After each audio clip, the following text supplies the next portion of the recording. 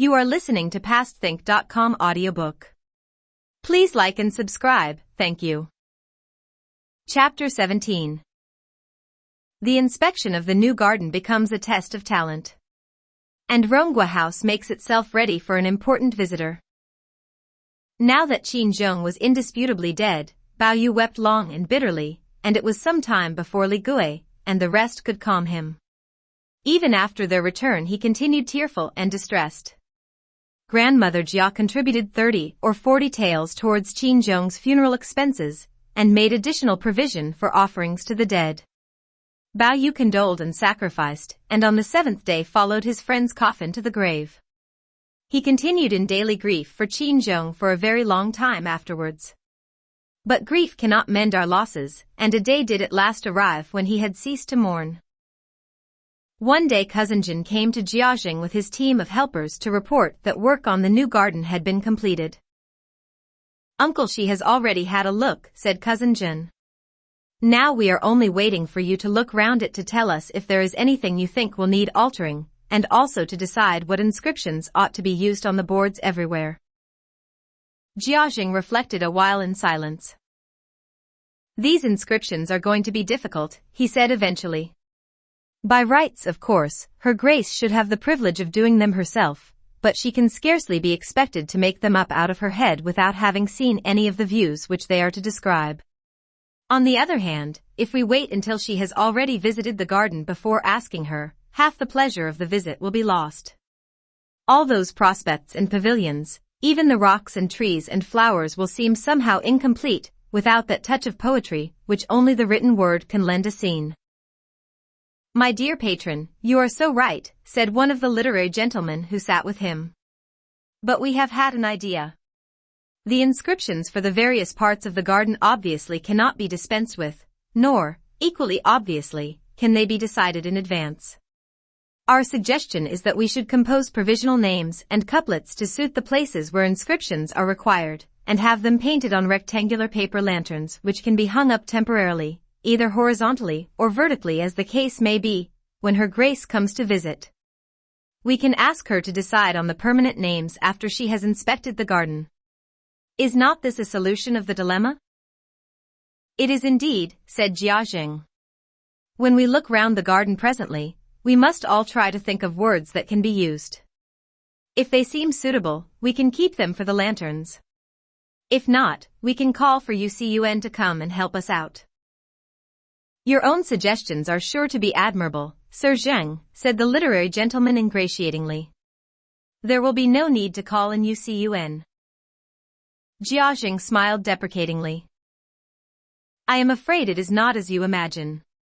In my youth I had at best only indifferent skill in the art of writing verses about natural objects, birds and flowers and scenery, and the like, and now that I am older, and have to devote all my energies to official documents and government papers, I am even more out of touch with this sort of thing than I was then, so that even if I were to try my hand at it, I fear that my efforts would be rather dull and pedantic ones.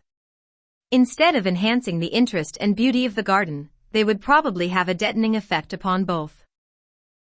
"That doesn't matter," the literary gentleman replied. "We can all try our hands at composing.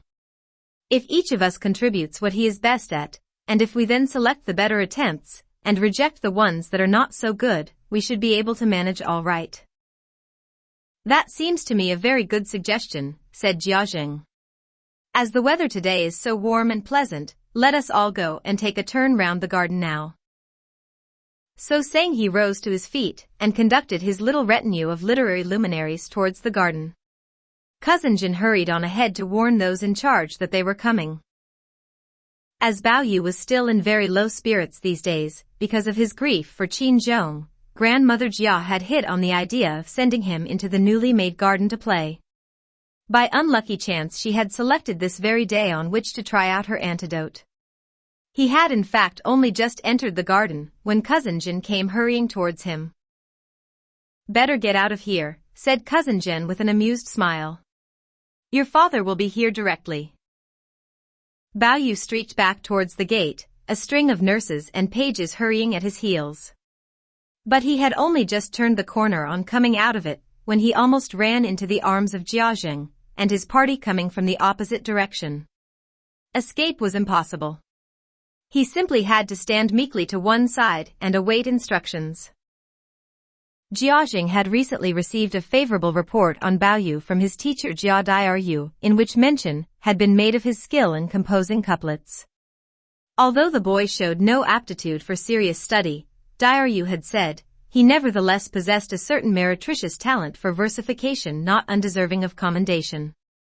Because of this report, Jiaxing ordered Baoyu to accompany him into the garden, intending to put his aptitude to the test. Baoyu, who knew nothing either of Diru's report or of his father's intentions, followed with trepidation. As soon as they reached the gate, they found Cousin Jin at the head of a group of overseers waiting to learn Jiaxing's wishes. I want you to close the gate, said Jiaxing, so that we can see what it looks like from outside before we go in. Cousin Jin ordered the gate to be closed, and Jiaxing stood back and studied it gravely. It was a 5-frame gate building with a humpbacked roof of half-cylinder tiles. The wooden latticework of the doors and windows was finely carved and ingeniously patterned. The whole gatehouse was quite unadorned by color or gilding, yet all was of the most exquisite workmanship. Its walls stood on a terrace of white marble carved with a pattern of passion flowers in relief, and the garden's whitewashed circumference wall to left and right of it had a footing made of black and white striped stone blocks arranged so that the stripes formed a simple pattern. Jiaxing found the unostentatious simplicity of this entrance greatly to his liking, and after ordering the gates to be opened, passed on inside. A cry of admiration escaped them as they entered, for there, immediately in front of them, screening everything else from their view, rose a steep, verdure-clad hill. Without this hill, Jiaxing somewhat officiously observed, the whole garden would be visible as one entered, and all its mystery would be lost. The literary gentleman concurred.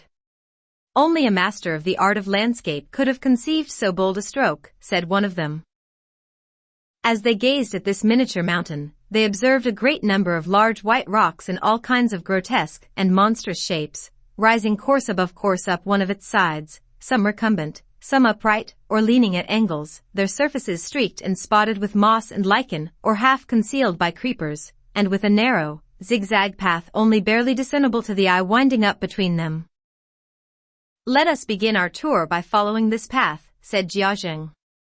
If we work our way round towards the other side of the hill on our way back, we shall have made a complete circuit of the garden. He ordered Cousin Jin to lead the way, and leaning on Baoyu's shoulder, began the winding ascent of the little mountain. Suddenly on the mountainside above his head, he noticed a white rock whose surface had been polished to mirror smoothness, and realized that this must be one of the places which had been prepared for an inscription. Aha, gentlemen, said Jiaxing, turning back to address the others who were climbing up behind him. What name are we going to choose for this mountain? Emerald Heights, said one. Embroidery Hill, said another. Another proposed that they should call it Little Censer after the famous Censer Peak in Jiangxi. Another proposed Little Zhongnan. Altogether some 20 or 30 names were suggested, none of them very seriously, since the literary gentlemen were aware that Jiaxing intended to test Baoyu, and were anxious not to make the boy's task too difficult. Baoyu understood and was duly grateful. When no more names were forthcoming, Jiaxing turned to Baoyu and asked him to propose something himself. I remember reading in some old book, said Baoyu, that to recall old things is better than to invent new ones, and to recut an ancient text is better than to engrave a modern. We ought, then, to choose something old. But as this is not the garden's principal mountain, or its chief vista, strictly speaking there is no justification for having an inscription here at all, unless it is to be something which implies that this is merely a first step towards more important things ahead. I suggest we should call it Pathway to Mysteries after the line in Chang Jian's poem about the mountain temple. A path winds upwards to mysterious places. A name like that would be more distinguished. There was a chorus of praise from the literary gentleman.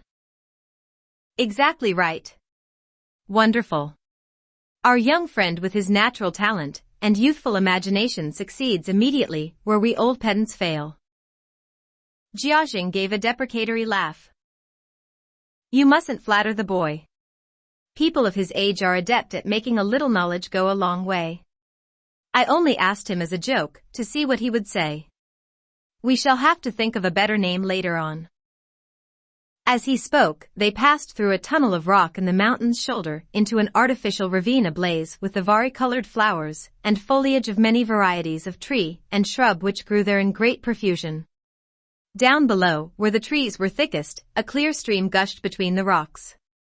After they had advanced a few paces in a somewhat northerly direction, the ravine broadened into a little flat-bottomed valley, and the stream widened out to form a pool. Gaily painted and carved pavilions rose from the slopes on either side, their lower halves concealed amidst the trees, their tops reaching into the blue. In the midst of the prospect below them was a handsome bridge.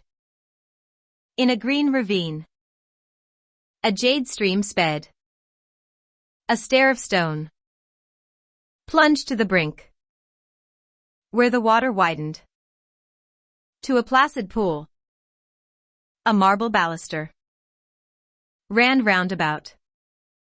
A marble bridge crossed it, with triple span, and a marble lion's maw crowned each of the arches.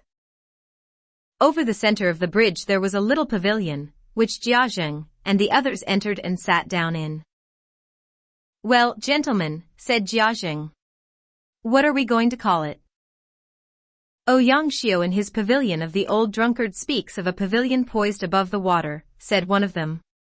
What about poised pavilion? Poised pavilion is good, said Jiazheng, but this pavilion was put here in order to dominate the water it stands over, and I think there ought to be some reference to water in its name. I seem to recollect that in that same essay you mention Ouyang Xiao speaks of the water gushing between twin peaks. Could we not use the word gushing in some way? Yes, said one of the literary gentlemen. Gushing jade would do splendidly. Jiazheng fondled his beard meditatively, then turned to Bao Yu and asked him for his suggestion. I agreed with what you said just now, father, said Bao Yu, but on second thoughts it seems to me that though it may have been all right for Ouyang Xiao to use the word gushing in describing the source of the river Reng, it doesn't really suit the water round this pavilion. Then again, as this is a separate residence specially designed for the reception of a royal personage, it seems to me that something rather formal is called for, and that an expression taken from the drunkard's pavilion might seem a bit improper. I think we should try to find a rather more imaginative, less obvious sort of name. I hope you gentlemen are all taking this in, said Jiazheng sarcastically. You will observe that when we suggest something original we are recommended to prefer the old to the new, but that when we do make use of an old text we are improper and unimaginative. Well, carry on then. Let's have your suggestion. I think drenched blossoms would be more original and more tasteful than gushing jade.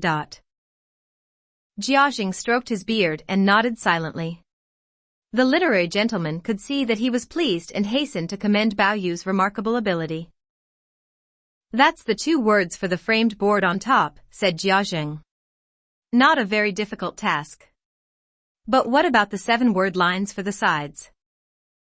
Bao Yu glanced quickly round, seeking inspiration from the scene, and presently came up with the following couplet. 3 pole-thrust lengths of bankside willows green. 1 fragrant breath of bankside flowers sweet. Jiazheng nodded and a barely perceptible smile played over his features. The literary gentlemen redoubled their praises. They now left the pavilion and crossed to the other side of the pool. For a while they walked on, stopping from time to time to admire the various rocks and flowers and trees which they passed on their way, until suddenly they found themselves at the foot of a range of whitewashed walls enclosing a small retreat, almost hidden among the hundreds and hundreds of green bamboos which grew in a dense thicket behind them. With cries of admiration they went inside. A cloister-like covered walk ran round the walls from the entrance to the back of the forecourt, and a cobbled pathway led up to the steps of the terrace. The house was a tiny 3-frame one, 2 parts latticed, the 3rd part windowless. The tables, chairs and couches which furnished it seemed to have been specially made to fit the interior. A door in the rear wall opened onto a garden of broad-leaved plantains dominated by a large flowering pear tree, and overlooked on either side by two diminutive lodges built at right angles to the back of the house. A stream gushed through an opening at the foot of the garden wall into a channel barely a foot wide which ran to the foot of the rear terrace, and thence round the side of the house to the front, where it meandered through the bamboos of the forecourt, before finally disappearing through another opening in the surrounding wall. "This must be a pleasant enough place at any time," said Jiaxing with a smile. "But just imagine what it would be like to sit studying beside the window here on a moonlight night. It is pleasures like that which make a man feel he has not lived in vain." As he spoke, his glance happened to fall on Bao Yu, who instantly became so embarrassed that he hung his head in shame. He was rescued by the timely intervention of the literary gentleman, who changed the subject from that of study to a less dangerous topic. Two of them suggested that the name given to this retreat should be a four-word one. Jiaxing asked them what 4 words they proposed. "Where bends the chi," said one of them, no doubt having in mind the song in the poetry classic which begins with the words, "See in that nook where bends the chi. The green bamboos, how graceful grown." "No," said Jiaxing. "Too obvious." "North of the Sui," said the other, evidently thinking of the ancient rabbit garden of the Prince of Liang in Suiyang, also famous for its bamboos and running water. "No," said Jiaxing. "Still too obvious." "You'd better ask Cousin Bao again," said Cousin Zhen, who stood by listening. "He always insists on criticizing everyone else's suggestions before he will deign to make one of his own," said Jiaxing. "He is a worthless creature." "That's all right," said the others. "His criticisms are very good ones. He is in no way to blame for making them." "You shouldn't let him get away with it," said Jiaxing. "All right," he went on, turning to Bao Yu. "Today we will indulge you up to the hilt. Let's have your criticisms, and after that we'll hear your own proposal. What about the 2 suggestions that have just been made?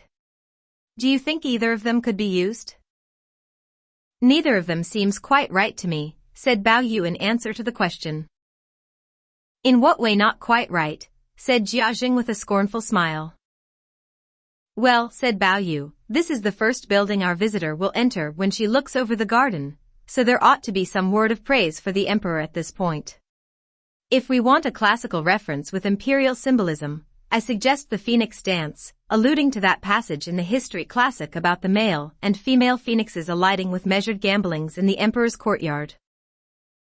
"What about bend of the chi and north of the Sui?" said Jiaxing. "Aren't they classical allusions? If not, I should like to know what they are." "Yes," said Bao Yu, "but they are too contrived. The phoenix dance is more fitting." There was a loud murmur of assent from the literary gentleman. Jiaxing nodded and tried not to look pleased. "Young idiot. A small capacity, but a great self-conceit. Gentlemen, all right," he ordered, "now the couplet." So Bao Yu recited the following couplet. "From the empty cauldron the steam still rises after the brewing of tea. By the darkening window the fingers are still cold after the game of Go." Jiaxing shook his head. "Nothing very remarkable about that." With this remark he began to move on, but thought of something just as they were leaving, and stopped to ask Cousin Zhen. "I see that the buildings in this garden have their proper complement of chairs and tables and so forth. What about blinds and curtains and flower vases and all that sort of thing? Have they been selected to suit the individual rooms?" "As regards ornaments," Cousin Zhen replied, "we have already gotten quite a large stock, and when the time comes we shall naturally select from it what is suitable for each individual room. As regards drapes and hangings, Cousin Lien told me yesterday that there are quite a lot yet to come. What we did was to take the measurements from the plans drawn up for the carpenters, and put the work in hand straight away, even before the buildings were finished. As far as I know, up to yesterday we had received about half of what was ordered." From the way Cousin Zhen spoke, Jiaxing gathered that this was not his responsibility, and sent someone to summon Jialien. He arrived within moments, and Jiaxing questioned him about the types and quantities ordered, and the figures for what had already been received and what was still to come. In response to his inquiry, Cao Xueqin extracted a wallet from the leg of his boot, and glancing at a folded schedule inside it, summarized its contents as follows. Curtains, large and small, in various silks and satins, flowered, dragon spot, sprigged, tapestry, paneled, ink splash, 120. 80 of those were delivered yesterday. That leaves 40 to come. Blinds, 200. Yes. They all arrived yesterday. But then there are the special ones. Blinds, scarlet felt, 200. Speckled bamboo, 100. Red lacquered bamboo with gold fleck, 100. Black lacquered bamboo, 100. Colored net, 200. We now have half of each of those 4 kinds. The other half is promised by the end of autumn. Chair covers, table drapes, valances, tablecloths, 1,200 of each. Those we already have. They had been moving on as he spoke, but were presently brought to a halt by a steeply sloping hill which rose up in front of them. Having negotiated its foot, they could see, almost concealed in a fold halfway up the other side of it, a dun-colored adobe wall crowned with a coping of rice straw thatch. Inside it were several hundred apricot trees, whose flowering tops resembled the billowing rosy clouds of some vegetable volcano. In their midst stood a little group of reed-thatched cottages. Beyond the wall, with a barred gate dividing it in the middle, a loose hedge of irregular shape had been made by weaving together the pliant young shoots of the mulberry, elm, hibiscus, and silkworm thorn trees which grew outside it. Between this hedge of trees and the lower slope of the hill was a rustic well, furnished with both well sweep and windlass. Below the well, row upon row of miniature fields full of healthy-looking vegetables and flowers ran down in variegated strips to the bottom. "Ah, now here is a place with a purpose," said Cao Xueqin with a pleased smile. "It may have been made by human artifice, but the sight of it is none the less moving. In me it awakens the desire to get back to the land, to a life of rural simplicity. Let us go in and rest a while." They were just on the point of entering the gate in the hedge, when they observed a stone at the side of the pathway leading up to it which had evidently been put there in order that the name of the place might be inscribed upon it. "What a brilliant idea," the literary gentleman exclaimed. "If they had put a board up over the gate, the rustic atmosphere would have been completely destroyed, whereas this stone actually enhances it.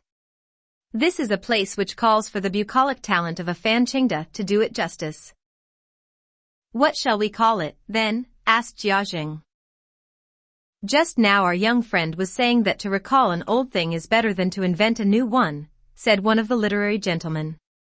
"In this case the ancients have already provided the perfect name, Apricot Village. Cao Xueqin knew that he was referring to the words of the fainting traveler in Du Mu's poem. "Where's the tavern?" I cry, and a lad points the way. To a village far off in the apricot trees. He turned to Cousin Jin with a smile. "Yes. That reminds me. There's just one thing missing here, an inn sign. Tomorrow you must have one made. Nothing fancy. Just an ordinary inn sign like the ones you see in country villages outside. And it should hang from a bamboo pole above the treetops." Cousin Jin promised to see this done, and added a suggestion of his own. "The birds here, too, ought to be ordinary farmyard ones, hens, ducks, geese, and so on, to be in keeping with the surroundings." Cao Xueqin and the rest agreed enthusiastically. "The only trouble with Apricot Village," said Cao Xueqin, "though it would suit the place very well, is that it is the name of a real village, so we should have to get official permission first before we could use it." "Ah, yes," said the others. "That means we still have to think of something for a temporary name. Now what shall it be?"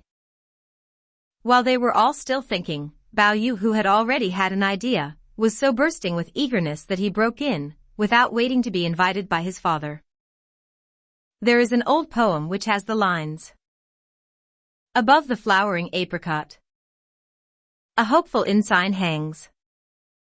For the inscription on the stone we ought to have the hopeful sign. The hopeful sign," echoed the literary gentleman admiringly. "Very good. The hidden allusion to Apricot Village is most ingenious. Oh, as for the name of the village, said Bao scornfully, Apricot Village is much too obvious. Why not Sweet Rice Village from the words of the old poem? A cottage by the water stands, where sweet the young rice smells. The literary gentlemen clapped their hands delightedly, but their cries of admiration were cut short by an angry shout from Cao Xueqin. Ignorant young puppy! Just how many old poets and old poems do you think you know, that you should presume to show off in front of your elders in this impertinent manner? We let you have your little say just now in order to test your intelligence. It was no more than a joke. Do you suppose we are seriously interested in your opinions? They had been moving on meanwhile, and he now led them into the largest of the little thatched buildings, from whose simple interior with its paper windows and plain deal furniture all hint of urban refinement had been banished. Cao Xueqin was inwardly pleased. He stared hard at Bao. How do you like this place, then? With secret winks and nods the literary gentleman urged Bao to make a favorable reply, but he willfully ignored their promptings. Not nearly as much as the phoenix dance. His father snorted disgustedly. Ignoramus. You have eyes only for painted halls and gaudy pavilions, the rubbishy trappings of wealth. What can you know of the beauty that lies in quietness and natural simplicity? This is a consequence of your refusal to study properly. Your rebuke is, of course, justified, father, Bao replied promptly, but then I have never really understood what it was the ancients meant by natural. The literary gentlemen, who had observed a vein of mulishness in Bao, which boded trouble, were surprised by the seeming naivete of this reply. Why fancy not knowing what natural means, you who have such a good understanding of so much else? Natural is that which is of nature, that is to say, that which is produced by nature, as opposed to that which is produced by human artifice. There you are, you see, said Bao. A farm set down in the middle of a place like this is obviously the product of human artifice. There are no neighboring villages, no distant prospects of city walls, the mountain at the back doesn't belong to any system, there is no pagoda rising from some tree-hid monastery in the hills above, there is no bridge below leading to a nearby market town.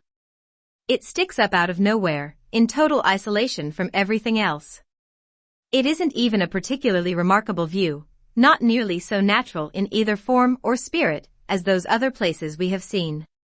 The bamboos in those other places may have been planted by human hand, and the streams diverted out of their natural courses, but there was no appearance of artifice. That's why, when the ancients use the term natural, I have my doubts about what they really meant. For example, when they speak of a natural painting, I can't help wondering if they are not referring to precisely that forcible interference with the landscape to which I object, putting hills where they are not meant to be, and that sort of thing. However great the skill with which this is done, the results are never quite. His discourse was cut short by an outburst of rage from Cao Xueqin. Take that boy out of here. Bao fled. Come back. He returned. You still have to make a couplet on this place. If it isn't satisfactory, you will find yourself reciting it to the tune of a slapped face. Bao stood quivering with fright and for some moments was unable to say anything. At last he recited the following couplet. Emergent buds swell where the washerwoman soaks her cloth. A fresh tang rises where the cress gatherer fills his pannier. Cao Xueqin shook his head. Worse and worse. He led them out of the village and round the foot of the hill. Through flowers and foliage. By rock and rivulet. Past rose-crowned pergolas. And rose-twined trellises. Through small pavilions. Embowered in peonies. Where scent of sweet briars stole. Or pliant plantains waved. Until they came to a place where a musical murmur of water issued from a cave in the rock. The cave was half veiled by a green curtain of creeper, and the water below was starred with bobbing blossoms. What a delightful spot, the literary gentleman exclaimed. Very well, gentlemen. What are you going to call it? Said Jiaxing. Inevitably the literary gentleman thought of Tao Yuanming's Fisherman of Wuling, and his peach blossom stream. The Wuling stream, said one of them. The name is ready-made for this place. No need to look further than that. Jiaxing laughed. The same trouble again, I am afraid. It is the name of a real place. In any case, it is too hackneyed. All right, said the others good-humoredly. In that case simply call it Refuge of the Qins. Their minds still ran on the peach blossom stream, and its hidden paradise. That's even more inappropriate, said Bao Yu. Refuge of the Qins would imply that the people here were fugitives from tyranny. How can we possibly call it that? I suggest Smartweed Bank and Flowery Harbor. Rubbish, said Jiaxing. He looked inside the grotto and asked Cousin Jin if there were any boats. 4 punts for lotus gathering and 1 for pleasure are on order, said Cousin Jin, but they haven't finished making them yet. What a pity we cannot go through, said Jiaxing. There is a very steep path over the top which would take us there, said Cousin Jin, and proceeded to lead the way. The others scrambled up after him, clinging to creepers and leaning on tree trunks as they went. When, having descended once more, they had regained the stream, it was wide and deep and distorted by many anfractuosities. The fallen blossoms seemed to be even more numerous, and the waters on whose surface they floated even more limpid than they had been on the side they had just come from. The weeping willows which lined both banks were here, and they're diversified with peach and apricot trees whose interlacing branches made little worlds of stillness and serenity beneath them. Suddenly, through the green of the willows, they glimpsed the scarlet balustrade of a wooden bridge whose sloping ramps led to a flat central span high above the water. When they had crossed it, they found a choice of paths leading to different parts of the garden. Ahead was an airy building with roofs of tile, whose elegant surrounding wall was of grey plastered brick pierced by ornamental grills made of semicircular tiles laid together in openwork patterns. The wall was so constructed that outcrops of rock from the garden's master mountain appeared to run through it in several places into the courtyard inside. This building seems rather out of place here, said Jiaxing. But as he entered the gate the source of his annoyance disappeared, for a miniature mountain of rock, whose many holes and fissures, worn through it by weathering, or the wash of waters, bestowed on it a misleading appearance of fragile delicacy, towered up in front of him and combined with the many smaller rocks of various shapes and sizes which surrounded it to efface from their view every vestige of the building they had just been looking at. Not a single tree grew in this enclosure, only plants and herbs. Some aspired as vines. Some crept humbly on the ground. Some grew down from the tops of rocks. Some upwards from their feet. Some hung from the eaves in waving trails of green. Some clung to pillars encircling bands of gold. Some had blood-red berries. Some had golden flowers. And from every flower and every plant and every herb wafted the most exquisite and incomparable fragrances. Jiaxing could not help but admire. Charming. But what are they all? Wild fig and wisteria was all the literary gentleman would venture. But surely, Jiaxing objected, wild fig and wisteria do not have this delectable fragrance? They certainly don't, said Bao Yu. There are wild fig and wisteria among the plants growing here, but the ones with the fragrance are palea and birthwort, and yes, I think those are orchids of some kind. That one over there is probably actinidia. The red flowers are, of course, rue, the herb of grace, and the green ones must be green flag.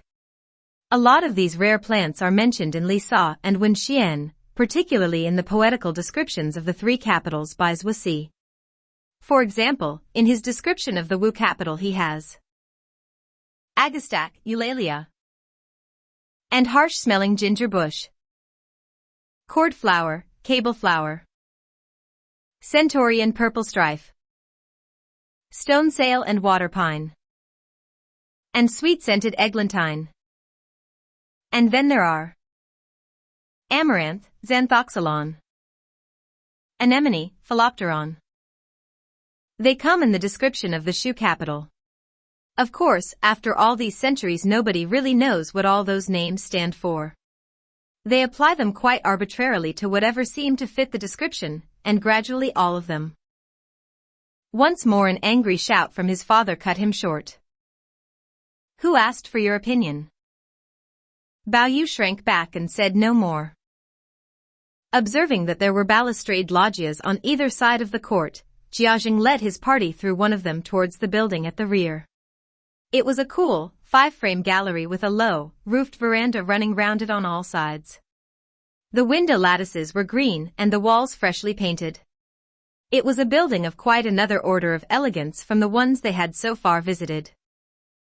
Anyone who sat sipping tea and playing the qin to himself on this veranda would have no need to burn incense if he wanted sweet smells for his inspiration, said Jiajing dreamily. So unexpectedly beautiful a place calls for a specially beautiful name to adorn it. What could be better than dewy orchids, said the literary gentleman. Yes, said Jiajing. That would do for the name. Now what about the couplet?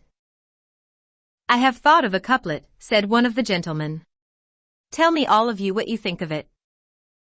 A musky perfume of orchids hangs in the sunset courtyard. A sweet aroma of galingale floats over the moonlit island. Not bad, said the others. But why sunset courtyard? I was thinking of that line in the old poem, said the man. The garden's gillyflowers at sunset weep. After all, you have already got dewy in the name. I thought the sunset weeping would go with it rather well. Feeble. Feeble, cried the rest.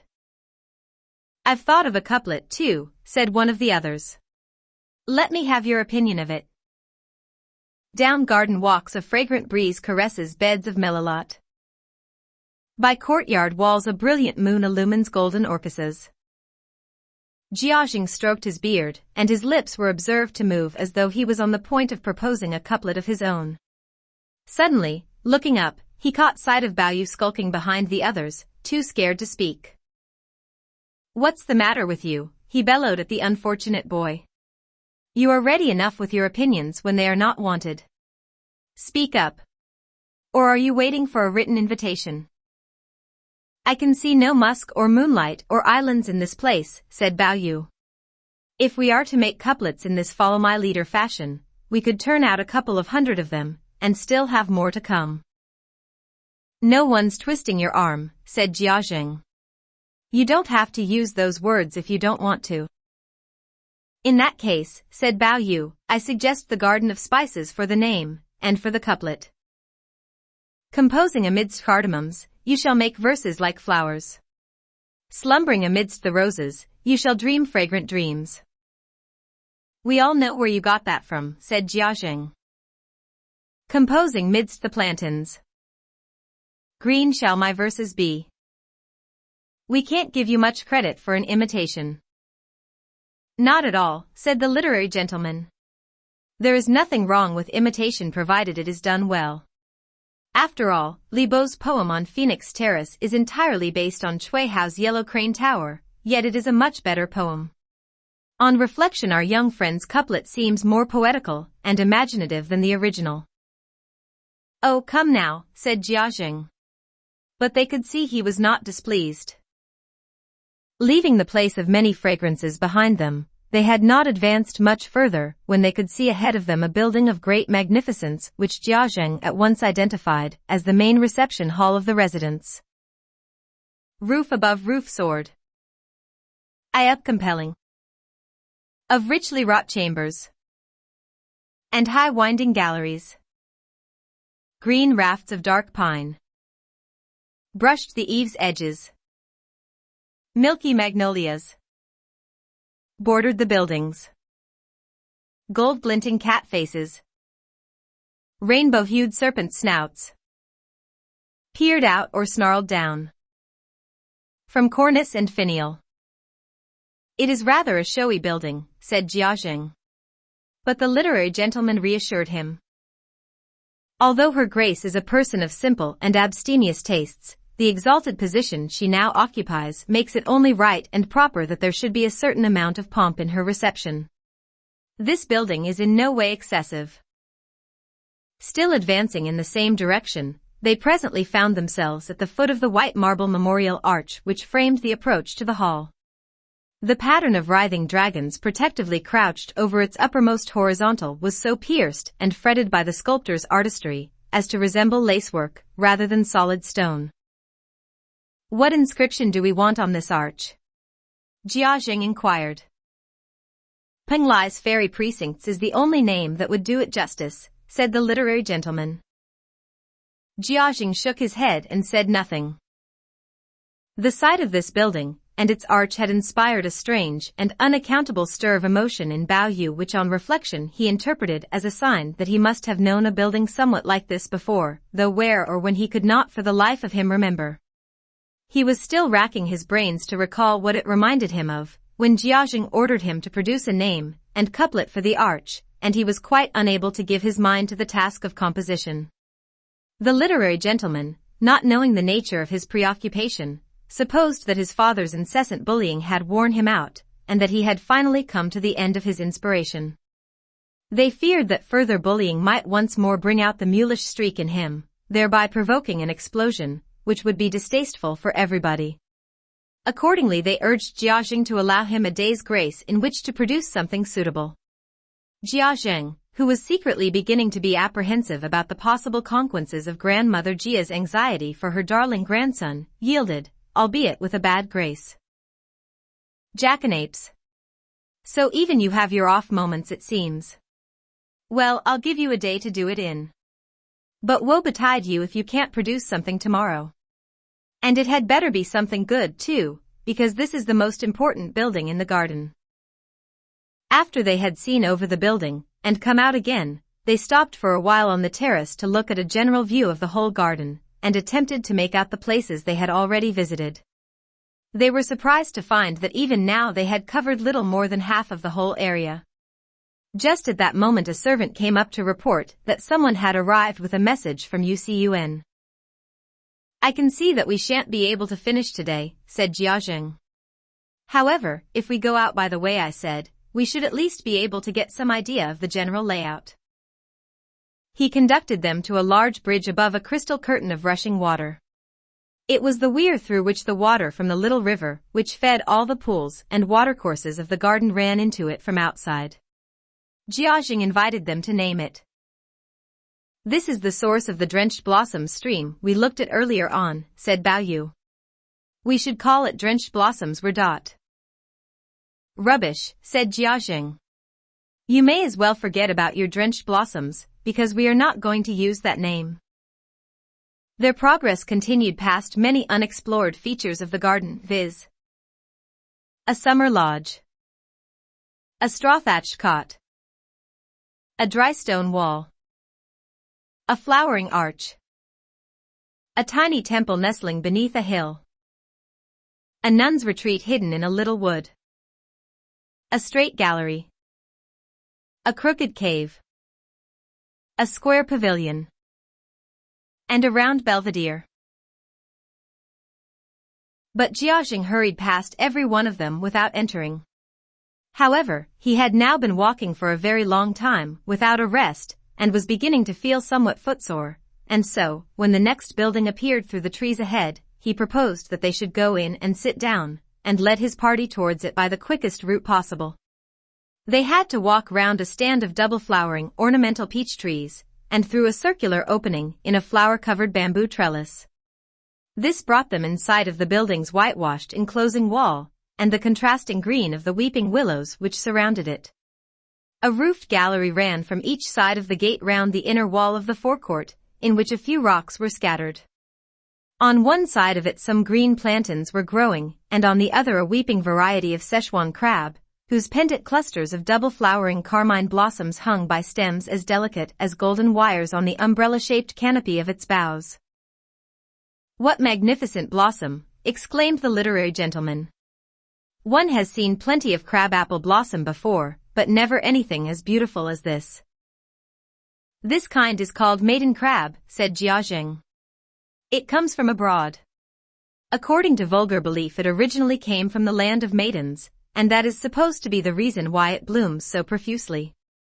Needless to say, it is only the ignorant sort of persons who hold this ridiculous belief.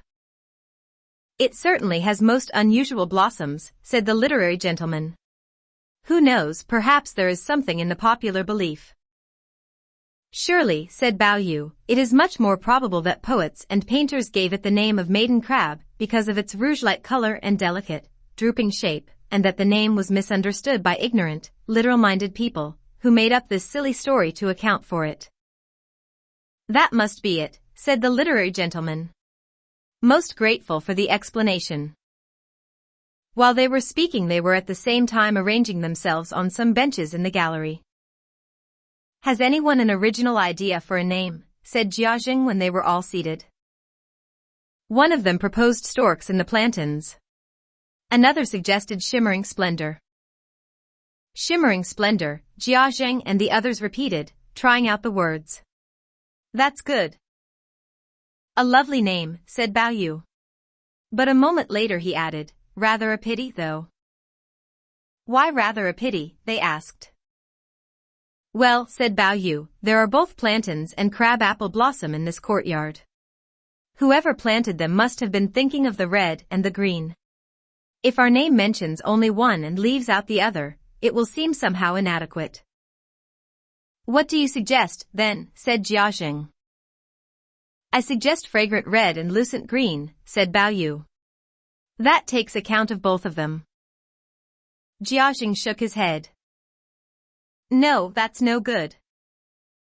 He led them inside the building. Its interior turned out to be all corridors and alcoves and galleries, so that properly speaking it could hardly have been said to have rooms at all. The partition walls which made these divisions were of wooden paneling exquisitely carved in a wide variety of motifs, bats and clouds, the three friends of winter, pine, plum and bamboo, little figures in landscapes, birds and flowers, scrollwork, antique bronze shapes, good luck and long life characters, and many others. The carvings, all of them the work of master craftsmen, were beautified with inlays of gold, mother-o'-pearl, and semi-precious stones. In addition to being paneled, the partitions were pierced by numerous apertures, some round, some square, some sunflower-shaped, some shaped like a fleur-de-lis, some cusped, some fan-shaped. Shelving was concealed in the double thickness of the partition at the base of these apertures, making it possible to use them for storing books and writing materials, and for the display of antique bronzes, vases of flowers, miniature tray gardens, and the like. The overall effect was at once richly colorful and, because of the many apertures, airy and graceful. The trompe-l'oeil effect of these ingenious partitions had been further enhanced by inserting false windows and doors in them, the former covered in various pastel shades of gauze, the latter hung with richly patterned damask portieres. The main walls were pierced with window-like perforations in the shape of zithers, swords, vases, and other objects of virtu. The literary gentlemen were rapturous. Exquisite, they cried. What marvelous workmanship! Jiaxing, after taking no more than a couple of turns inside this confusing interior, was already lost. To the left of him was what appeared to be a door. To the right was a wall with a window in it. But on raising its portiere he discovered the door to be a bookcase, and when, looking back, he observed, what he had not noticed before, that the light coming in through the silk gauze of the window illuminated a passageway leading to an open doorway, and began walking towards it. A party of gentlemen similar to his own came advancing to meet him, and he realized that he was walking towards a large mirror. They were able to circumvent the mirror, but only to find an even more bewildering choice of doorways on the other side. Come, said Cousin Jin with a laugh. Let me show you the way. If we go out here we shall be in the back courtyard. We can reach the gate of the garden much more easily from the back courtyard than from the front. He led them round the gauze hangings of a summer bed, then through a door into a garden full of rambler roses. Behind the rose trellis was a stream running between green banks. The literary gentlemen were intrigued to know where the water came from. Cousin Jin pointed in the direction of the weir they had visited earlier. The water comes in over that weir, then through the grotto, then under the lia of the northeast mountain to the little farm. There a channel is led off it which runs into the southeast corner of the garden. Then it runs round and rejoins the main stream here. And from here the water flows out again underneath that wall. How very ingenious. They moved on again, but soon found themselves at the foot of a tall mountain. Follow me, said Cousin Jen, amused at the bewilderment of the others, who were now completely at sea as to their whereabouts. He led them round the foot of the mountain, and there, miraculously, was a broad, flat path, and the gate by which they had entered, rising majestically in front of them. Well, exclaimed the literary gentleman. This beats everything. The skill with which this has all been designed is quite out of this world.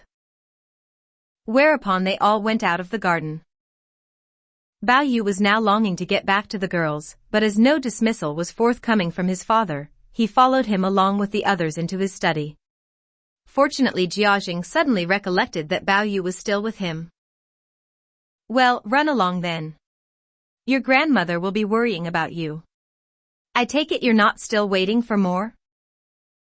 At last Bao Yu could withdraw. But as soon as he was in the courtyard outside, he was waylaid by a group of Jiaxing's pages who laid hands on him and prevented him from going. You've done well today, haven't you, coming out top with all those poems? You have us to thank for that. Her old ladyship sent round several times asking about you, but because the master was so pleased with you, we told her not to worry. If we hadn't done that, you wouldn't have had the chance to show off your poems. Everyone says they were better than all the others. What about sharing your good luck with us? Bao Yu laughed good-naturedly. All right. A string of cash each. Who wants a measly string of cash? Give us that little purse you're wearing. And without a by your leave they began to despoil him, beginning with the purse and his fan case, of all his trinkets, until every one of the objects he carried about him had been taken from him.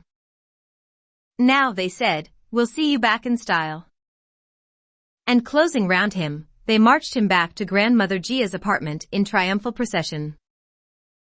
Grandmother Jia had been waiting for him with some anxiety, and was naturally delighted to see him come and apparently none the worse for his experience. Soon after, when he was back in his own room, Aroma came in to pour him some tea and noticed that all the little objects he usually carried about his waist had disappeared. Where have the things from your belt gone? She said. I suppose those worthless pages have taken them again. Daiyu overheard her and came up to inspect. Sure enough, not one of the things was there. So you've given away that little purse I gave you? Very well, then. You needn't expect me to give you anything in future, however much you want it. With these words she went off to her own room in a temper, and taking up a still unfinished perfume sachet, which she was making for him at his own request, she began to cut it up with her embroidery scissors. Bao Yu, observing that she was angry, had hurried after her, but it was too late. The sachet was already cut to pieces. Although it had not been finished, Bao Yu could see that the embroidery was very fine, and it made him angry to think of the hours and hours of work so wantonly destroyed. Tearing open his collar, he took out the little embroidered purse, which had all along been hanging round his neck, and held it out for her to see. Look. What's that? When have I ever given anything of yours to someone else? Daiyu knew that he must have treasured her gift to have worn it inside his clothing, where there was no risk of its being taken from him. She regretted her over-hasty destruction of the sachet, and hung her head in silence. You needn't have cut it up, said Bao Yu. I know it's only because you hate giving things away.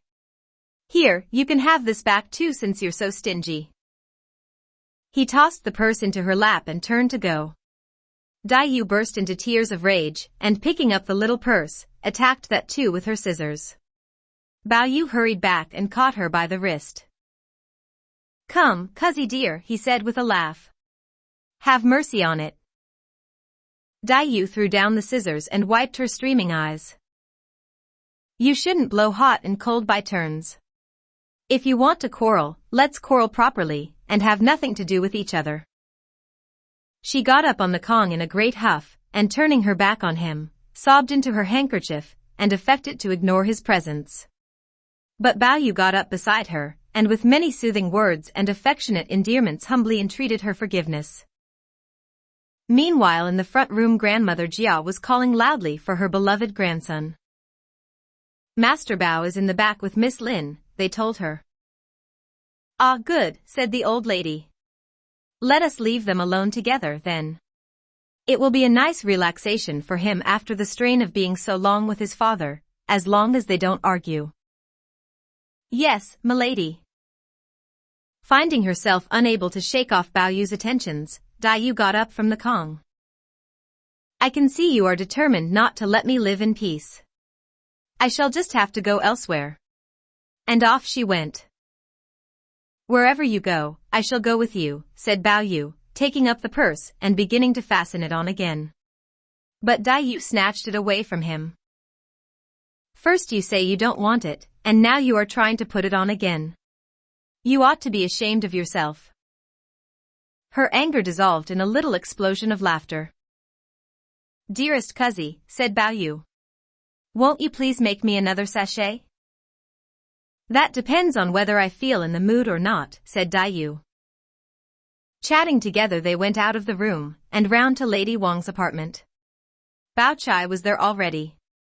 They found everyone there in a state of great excitement, owing to the fact that Jia Chong had just arrived back from Suzhou with the 12 child actresses he had purchased there, together with their instructors and all the costumes and properties they would use in performing their plays. Aunt Shui had now moved to a quiet, secluded apartment in the northeast corner of the mansion, and Pear Tree Court was undergoing alterations for use as a drama school where the instructors could train and rehearse their little charges. A number of female members of the Ronghua staff who had some previous training in singing and acting, they were all gray-haired old women by now, were put in charge of the domestic arrangements. Pay and expenses and the provision of whatever was needed for the maintenance of the troupe was to remain in the hands of Jia Chong, who was also to keep the accounts. Simultaneously with this arrival, Lin Jixiao's wife had come to announce that the selection and purchase of 24 little nuns, 12 Buddhist and 12 Taoist, had been successfully accomplished. Even the 24 little habits they would wear had now arrived brand new from the tailor. But that was not all. It appeared that a young lady, who had entered the church under half-vows, as an unshaved nun might be persuaded to join them. She comes of a highly educated official family from Suzhou, Lin Jixiao's wife told them. As a child she was always ailing and her parents paid for any number of proxy novices in the hope that she would get better, but all was of no avail. In the end there was nothing for it, but for the young lady to take the great step herself, though as a lay sister, without the shaving of hair. And sure enough her illness got better immediately. She is now 18 years of age. Her name in religion is Adamantina. She lost both her parents some time ago, and has only 2 old nurses, and a little maid to look after her. She's said to be a great clerk and knows all the classics by heart. What's more, she is a very handsome young woman. She moved into this area with her teacher a year ago, because of some relic of Guanyin she had heard about, and because there are some old Sanskrit texts here that she wanted to look at. She has been living ever since in the Sakyamuni convent outside the West Gate. Her teacher was a great authority on the primordial branch of the Tantra. She died last winter. As she lay dying she told Adamantina that she was not to go back home, but to wait here quietly for a call. That is why she stays on here and has never taken her teacher's coffin back. We should certainly take advantage of this to invite her here, said Lady Wang. We have tried asking her, said Lin Jixiao's wife, but the reply she gives is that noble households are given to trampling on other people's feelings, and she is not disposed to be trampled on. She is bound to be rather a proud young woman, coming from a family of officials, said Lady Wang. I don't see why we shouldn't make out a written invitation, and request her formally. Lin Jixiao's wife promised to see this done and hurried off to ask one of the professional letter writers in the family's employment to make out a formal invitation. Next day a carriage was sent round to fetch Adamantina to the mansion in a style befitting a young gentlewoman of tender susceptibilities. But as to what happened thereafter, that will be disclosed in the ensuing chapter. You are listening to PastThink.com audiobook. Please like and subscribe, thank you.